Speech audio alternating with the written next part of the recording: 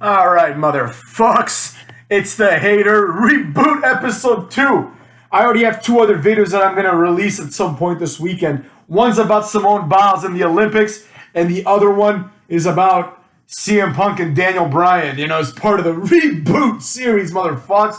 But more importantly than all of that combined, of course, is the news that I heard minutes ago.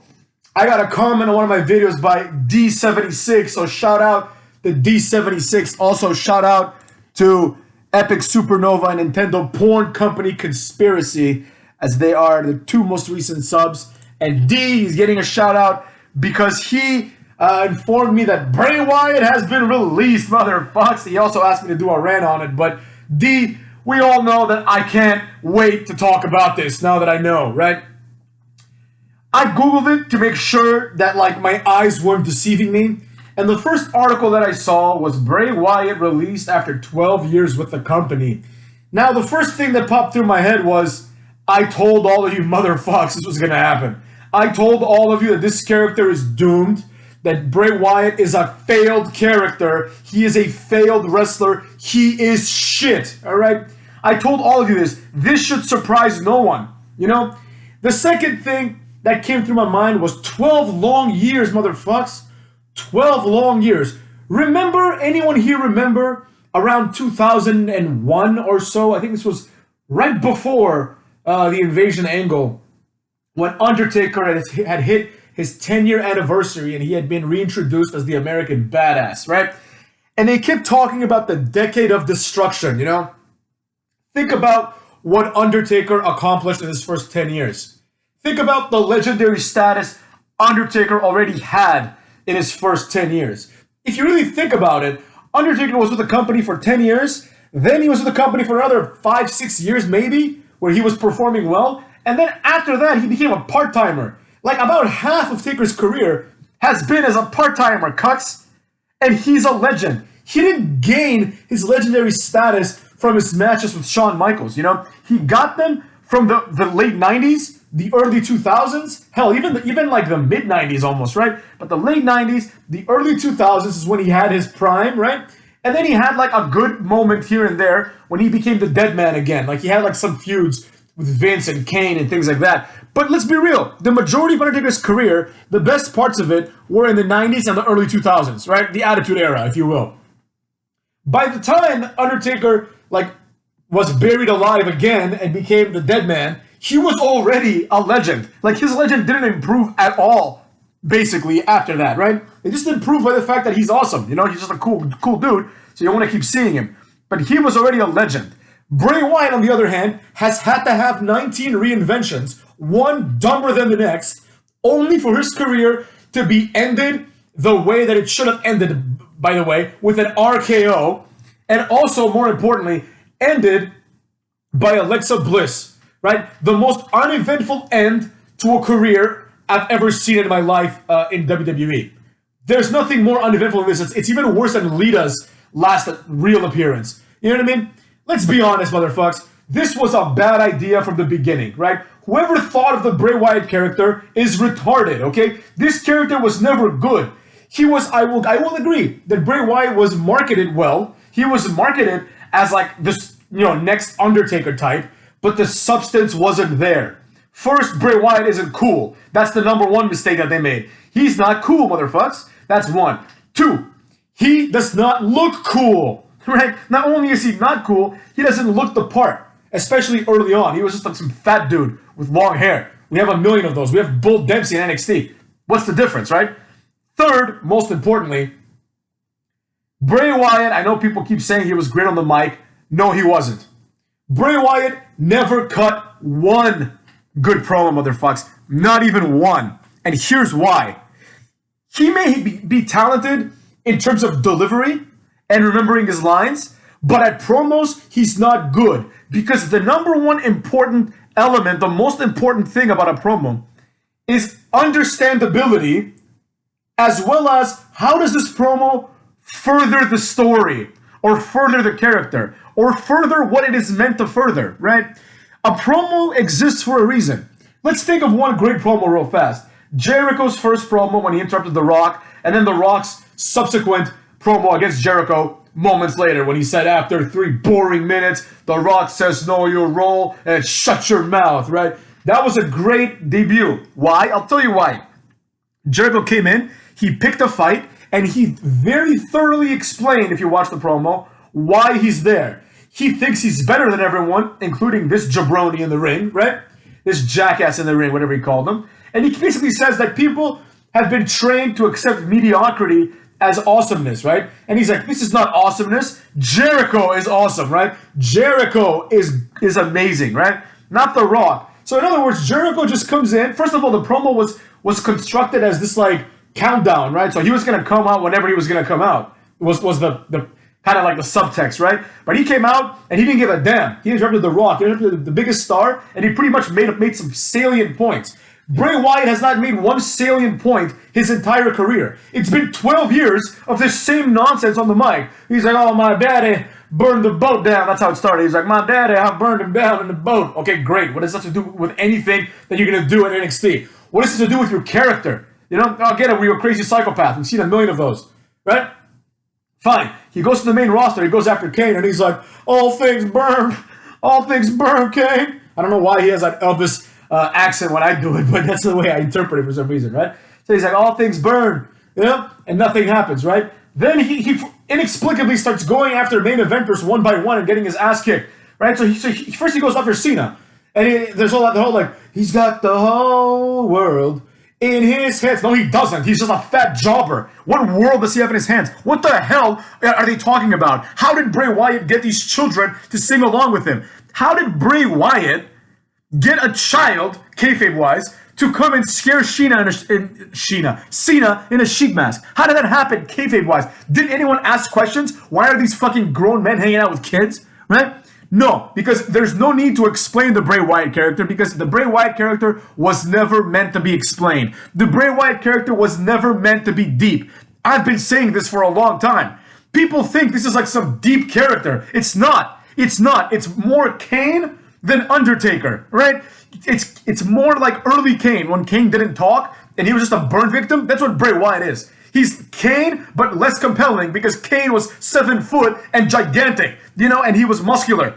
He wasn't some fat jobber. That's the difference, right? The only separator, the only differentiator here is that Bray Wyatt was good at delivering lines. Not good at promos, once again, but good at delivering lines, all right? So the problem became, why is this guy that's good at delivering the lines not being given anything to do, anything worthwhile, right? And the answer was what I just said. He was never meant to be a big star. He was going to be exactly what he was. He was going to be a mid-carder, let's call it like it is, a mid-carder who once in a while gets angry and gets a push.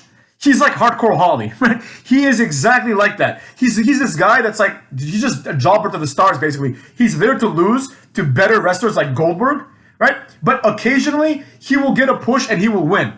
However, the more the time went on, the dumber the character became. It all started going downhill after he inexplicably let the Wyatt family go. And he's like, I'm letting them go. And why? So you can all be singles wrestlers? That doesn't make any sense. It's supposed to be a family, right? Fine. That failed completely. Luke Harper got the IC title, but then beyond that, everything else failed, right? Eric Rowan failed. Bray Wyatt failed. Luke Harper was doing okay. So he brings back the Wyatt family, right? And then he inexplicably lets them go again, basically, right? So it gets dumber and dumber and dumber. Then we get the worst feud ever for Bray Wyatt, the feud with Randy Orton, where pretty much Randy Orton just mind fucks with Bray Wyatt and really proves that Randy Orton as a character is superior to Bray Wyatt, right? Like, Bray Wyatt's supposed to be this like creepy like mind games guy, but Randy Orton is a real creepy mind games guy. He's a believable one, right? So he pretty much mind fucks Bray Wyatt, burns down his house, burns the compound, like desecrates Sister Abigail's body, right? Then, to make matters worse, beats the shit out of him by infiltrating the Wyatt family, wins the Rumble by eliminating a bunch of people, including Luke Harper. Then at WrestleMania, he RKO's Bray Wyatt, and that's the end of that, motherfucks. He just completely emasculates the character of Bray Wyatt. The Bray Wyatt character, in my opinion, should have ended right then and there. And that's what happened, in a way. Because after that, Bray Wyatt paired up with Matt Hardy after getting beaten by Matt Hardy in like a, whatever, swamp match, right?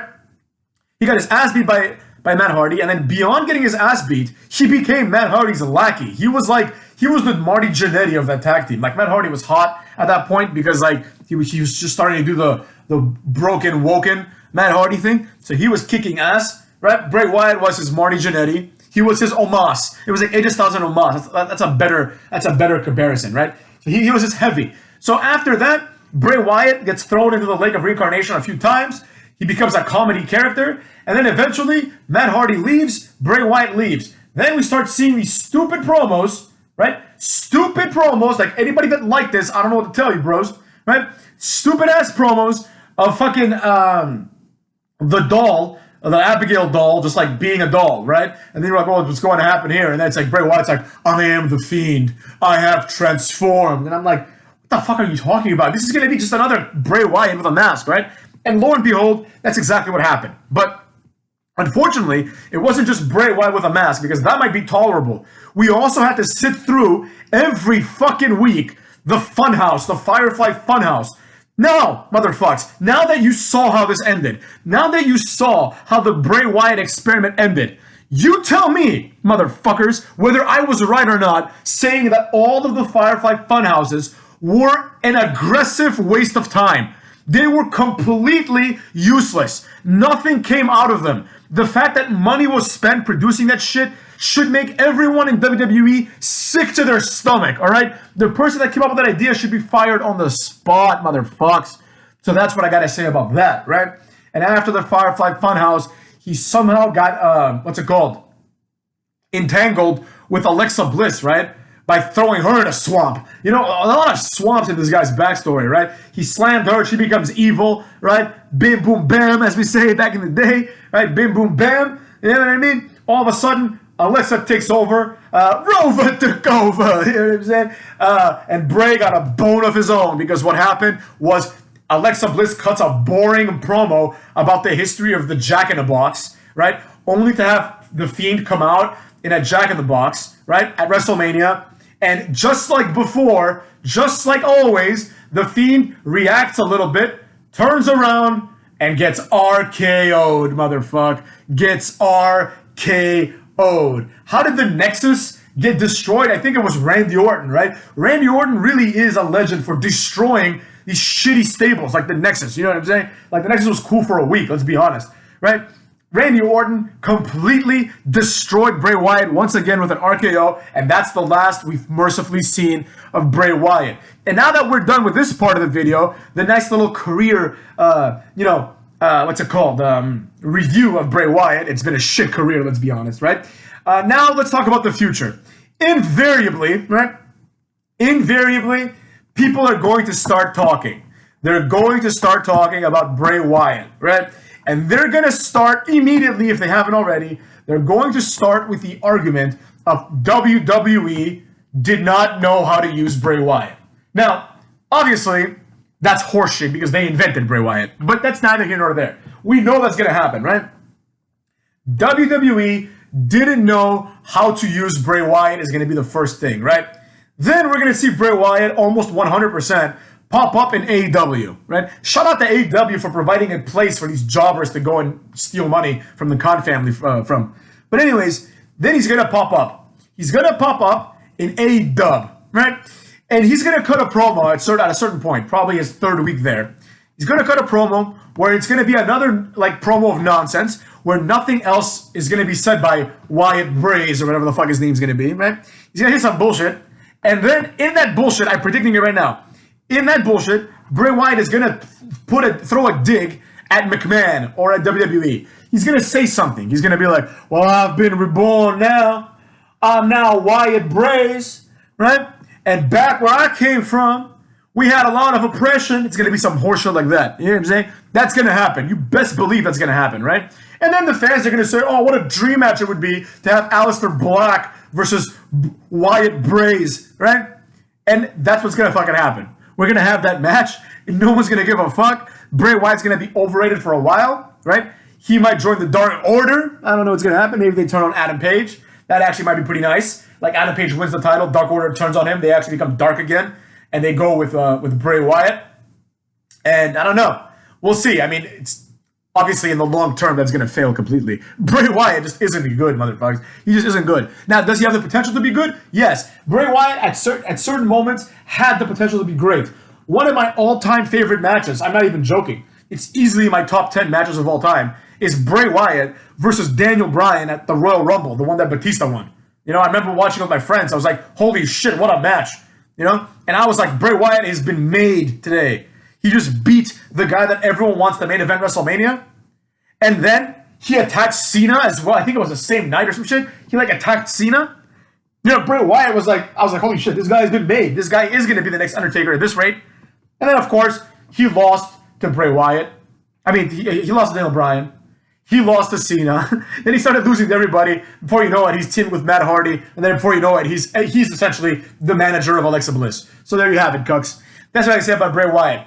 As far as his firing goes, I am not surprised. I told all of you that this guy's career is coming to an end. I said to everyone, motherfuckers, Bray Wyatt's career is coming to an end because the character can no longer continue. The only thing left for him to do, there was two things. One thing is reinvent himself as the ultimate fiend or the ultimate monster, just give himself another nickname, another mask, and keep doing this until people get bored. Or, alternatively, he just gets repackaged as like, whatever the fuck is Wyndham Rotunda. He can be Wyndham Rotunda, and then he can come up there and be like, I'm Wyndham Rotunda. I'm not playing this game anymore. I'm here to fuck up people, right? Those were the only two options. And apparently, neither of those options were enticing enough to the WWE. So, here we are, Cucks. Here we are. Bray Wyatt got cucked. And that's as simple as that, motherfucker.